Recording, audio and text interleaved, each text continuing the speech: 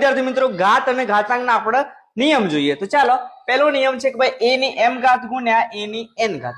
આની પહેલા આપણે સમજીએ કે ભાઈ અહીંયા શું કહેવા માંગે છે. તો આવી રીતના કોઈ સંખ્યા લખેલી હોય તો ભાઈ 2 ની 3 ઘાત, તો આ જે ઉપર છે એને આપણે ઘાત કહેવાય. શું કહેવાય?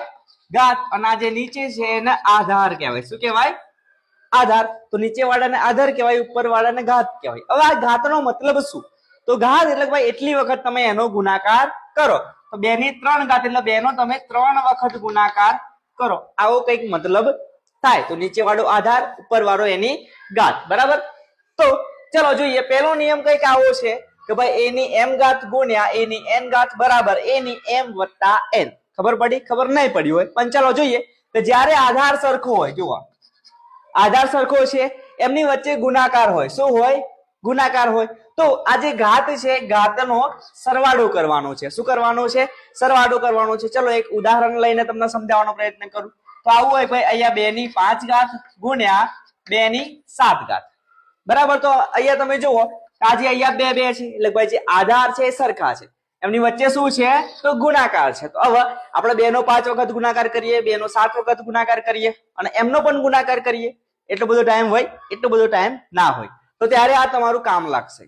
તો આધાર સરખો છે તો એને એક વખત લખો અને જે ઉપર ઘાત છે ઘાતનો તમે સરવાળો કરી દો. તો 7 અને 5 કેટલા થશે તમારા? 12. તો 2 ની 12 ઘાત તમારો જવાબ આવો.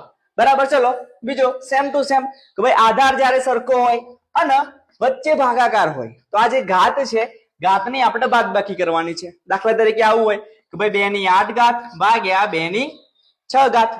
તો અહીંયા આધાર સરખો છે અને વચ્ચે શું છે? ભાગાકાર. તો એકવાર લખો આધાર અને જે ઘાત છે ઘાતની બાદબાકી કરો તો 8 - 6 તો 2 ની 2 ઘાત તમારો જવાબ આવે. બરાબર. ચલો બીજું એક જોઈ લઈએ કે ભાઈ a ની m ઘાત ગુણ્યા b ની m ઘાત. બરાબર. હવે અહીંયાની જે આધાર છે એ અલગ અલગ છે. બરાબર. અહીંયા 2 લઈએ ગુણ્યા 3 લઈએ, 2 2 અલગ અલગ છે પણ જે ઘાત છે ઘાત એમની સરખી છે. તો અહીંયા 3 ઘાત લઈ લઈએ ને અહીંયા પણ 3 ઘાત. તો બંનેની 3 3 ઘાત છે. તો આને આપણે આવી રીતના લખી શકીએ છીએ કે ભાઈ 2 ગુણ્યા 3 કરો અને એમની સરખી ઘાત છે તો એક વખત લખો. તો 2 તરી 6, 6 ની ડાયરેક્ટ તમે 3 ઘાત કરી શકો છો.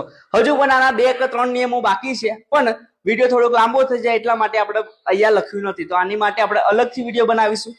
જો હજુ પણ આમાં કઈ ડાઉટ હોય તો તમે મને કોમેન્ટમાં લખી શકો છો અને તમારા જે પણ કઈ પ્રોબ્લેમ હોય ગણિતમાં તો એ કોમેન્ટમાં લખજો અથવા તો પર્સનલી મેસેજ કરજો. તો એના પર વિડીયો બનાવવાનો પ્રયત્ન 100% કરીશું અને સરસ મજાનું ગણિત શીખવા મારી સાથે જોડાયેલા રહો. Thank you.